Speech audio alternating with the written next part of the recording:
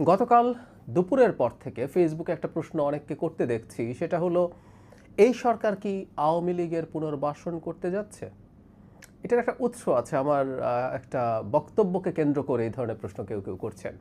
গতকাল ছিল মঙ্গলবার এবং প্রতি মঙ্গলবার সরকারের পক্ষ থেকে আমি একটা প্রেস ব্রিফিং করি তথ্য মন্ত্রণালয়ের হয়ে, যেখানে সব মিনিস্ট্রির কিছু আপডেটেড তথ্য দেওয়া হয় এবং পরবর্তীতে যে কোনো ইস্যুতে প্রশ্ন করার একটা সুযোগ সাংবাদিকদেরকে দেওয়া হয় এবং সেখান থেকে সেই প্রশ্নগুলোর জবাব যতটা সম্ভব দেওয়ার চেষ্টা করি। সরকার ট্রান্সপারেন্ট থাকতে চায়, সেই কারণে এই যোগাযোগটা মিডিয়ার মাধ্যমে জনগণের সাথে সরকার করতে চেয়েছে এবং এখানে মাঝে মাঝেই কিছু প্রশ্ন আসে যেগুলো কেউ কেউ বিশেষ উদ্দেশ্যে করতে পারেন, কিন্তু তারপরও আমরা চাই সেগুলোকে ফেস করতে। একটা প্রশ্ন এসেছিল, সেটা হচ্ছে আওয়ামী লীগের লোকজন আসছে যে স্থানীয় সরকার নির্বাচন, সেখানে পার্টিসিপেট করতে পারবেন কিনা। মানে এতে যে জবাব আমি দিয়েছি যথেষ্ট ব্যাখ্যা করে দিয়েছি, এরপর আসলে খুব অস্পষ্টতা থাকার কারণ নেই। কিন্তু যে ঘটনাটা ঘটে ইদানিং, সেটা হচ্ছে অনেকেই, অনেক মেইন স্ট্রিম মিডিয়ার কথাও বলছি, তারা আমার বক্তব্য থেকে একটা বাক্য নিয়ে তারা হেডলাইন করেন এবং সেই হেডলাইন দেখে অনেকে এর বেশি কিছু আর পড়েন না। যারা ফটো কার্ডও বানাচ্ছেন তারা তার নিচে সেই খবরটা দিচ্ছেন যেখানে আমার বক্তব্য থাকে। সবাই যে একইভাবে করছেন তা না, কেউ কেউ আবার এভাবে বলার চেষ্টা করছেন যে আওয়ামী লীগের লোকজনের নির্বাচনে, স্থানীয় সরকার নির্বাচনে পার্টিসিপেশন নিয়ে আমি যা বলেছি এরকম হেডলাইন করেও কেউ কেউ নিউজ করেছেন, তাতেও সমস্যা হয়নি। কিন্তু যে বললাম, ওই ফটো কার্ডগুলো দেখেই অনেকে সিদ্ধান্ত নিচ্ছেন এবং আমাকে অনেকে ব্যক্তিগতভাবেও জানতে চেয়েছেন আমি এ ধরনের কথা কেন বলেছি। একটু আসা যাক, একটু ক্ল্যারিফাই করা যাক। আমি ওখানে করেছি, আবারও আমি আমার এই চ্যানেলে একটু কথা বলে রাখা দরকার বলে মনে করছি। আমাকে প্রশ্ন করা হয়েছিল যে আওয়ামী লীগের লোকজন স্থানীয় সরকার নির্বাচনে পার্টিসিপেট করতে পারবেন কিনা। আমার জবাবটা খুব সহজ ছিল, সিম্পল ছিল। আমরা নিশ্চয়ই জানি স্থানীয় সরকার নির্বাচনে কোনো পার্টি পার্টিসিপেট করছে না। বেশ আগে একটা সময় এটা ছিল, কিন্তু মাঝখানে আওয়ামী লীগের সময় একটা আইনে পরিবর্তন করে যেটা করা হয়েছিল, স্থানীয় সরকার নির্বাচনগুলোর ক্ষেত্রে উপজেলা বা ইউনিয়নের চেয়ারম্যান বা পৌরসভা এবং সিটি কর্পোরেশনের মেয়রদের ক্ষেত্রে দল ছিল, দলীয় প্রতীকে নির্বাচন হতো। মেম্বার বা কাউন্সিলরের নির্বাচনটা ব্যক্তি করতেন, সেখানে কোনো দলের কোনো প্রতীক থাকতো না।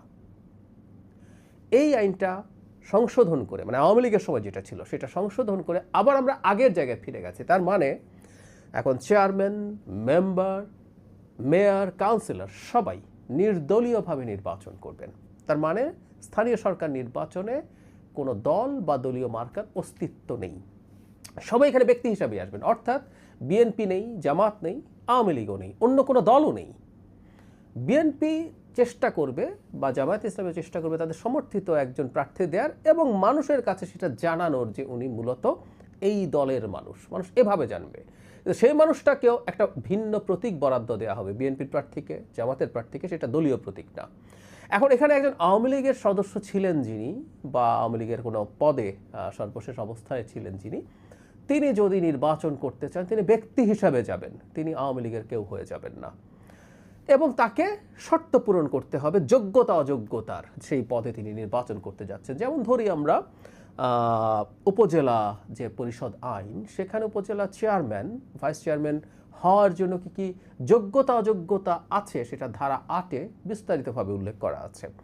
কোনো ব্যক্তি এই শর্তগুলো যদি ফুলফিল করার জন্য যা যা লাগবে সেটা, এবং যা থাকা চলবে না সেটা যদি তার না থাকে, তিনি সেটা করতে পারেন।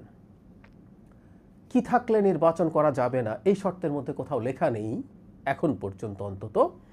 তিনি কোনো কালে আওয়ামী লীগ করেছিলেন, আওয়ামী লীগের কোনো পদে ছিলেন, এরকম কোনো শর্ত নেই যে এটা থাকলে নির্বাচন করতে পারবেন না। সো এই আইনটা যেটা আছে, যেটার ভিত্তিতে এই নির্বাচনটা হবে, এখানে আবারও বলছি পার্টির আলোচনা একেবারেই অপ্রয়োজনীয়, কারণ নির্বাচনটা হচ্ছে ব্যক্তির মধ্যে। শর্ত ওটাই, তিনি যদি শর্ত ফুলফিল করতে পারেন তিনি নির্দ্বিধায় নির্বাচন করে ফেলতে পারবেন, এটুকু করতে হবে। এখন এটা আমি বুঝি যে আমরা আমাদের মধ্যে যে ট্রমা আছে দীর্ঘ সময়ের, আওয়ামী লীগের সময়ের মানে অ্যাক্টিভিজমের আলাপ যদি কেউ করি, মানে আমার এখন মনে হয় আর কি, আমাকে অনেকে ব্লেম করছেন যে আমি পুনর্বাসন করতে যাচ্ছি কিনা, আমি সরকারের হয়ে এই কথাগুলো আনছি, আওয়ামী লীগকে এই সরকার পুনর্বাসিত করার চেষ্টা করছে, এই অভিযোগগুলো যখন করে আমার কাছে খুব হাস্যকর মনে হয়। এবং এমন সব মানুষ করেন তারা কে কী করেছেন আমরা আসলে জানি। আমি আমার ব্রিফিংয়েই বলেছি যে আওয়ামী লীগের কর্মকাণ্ড নিষিদ্ধ থাকার ব্যাপারে কিন্তু সরকারের সিদ্ধান্ত আছে। সন্ত্রাস দমন আইন 2009 যেটার একটা ধারা পরিবর্তনের মাধ্যমে আওয়ামী লীগের কর্মকাণ্ড নিষিদ্ধ করা হয়েছিল অধ্যাদেশের মাধ্যমে, সেই অধ্যাদেশটাকে আইনে পরিণত করেছে বর্তমান সরকার, সংসদে সেটা পাশ করেছে। তার মানে আওয়ামী লীগের কর্মকাণ্ড নিষিদ্ধ থাকবে, সে আইন সরকার বলবৎ রেখেছে। সুতরাং আওয়ামী লীগের কর্মকাণ্ড নিষিদ্ধের ব্যাপারে সরকারের সদিচ্ছার কোনো রকম কোনো অভাব নেই। সেই নিষিদ্ধতা কতদিন? যতদিন তাদের আইসিটিতে বিচার হয়ে সিদ্ধান্ত না হবে। এখন পর্যন্ত পরিস্থিতিটা সেই জায়গায়। সেই সরকারের মধ্যে থেকে এখন যেটা আইনে থাকবে না তেমন কিছু গায়ের জোরে করার আসলে সুযোগ নেই। আমাদের আবেগ, আমাদের অনেক কিছু বিরুদ্ধে যেতে পারে, কিন্তু একটা রাষ্ট্র, একটা সরকার আইন মেনে চলবে, আইন মেনে চলা উচিত। এটাও সবচেয়ে জরুরি কথা।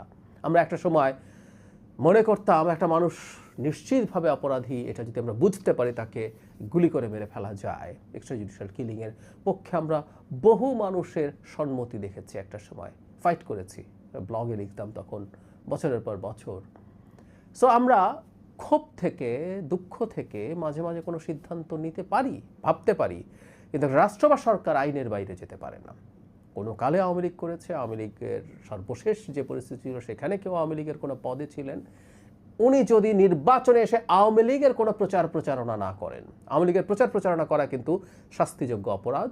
সন্ত্রাস দমন 2009 অনুযায়ী যে তাদের কর্মকাণ্ড নিষিদ্ধ করা হয়েছে, সেটা করলে তাকে আমরা আইনের আওতায় নিয়ে আসতে পারবো। কিন্তু সেটা যদি তিনি না করেন, তিনি একজন ব্যক্তি হিসেবে নির্বাচন করেন এবং আইন তাকে কোনো আর যদি না দেবে না, আসলে তিনি সেটা করতে পারবেন। এই ব্যাপারগুলো আমাদের একটু মাথায় রাখতে হবে।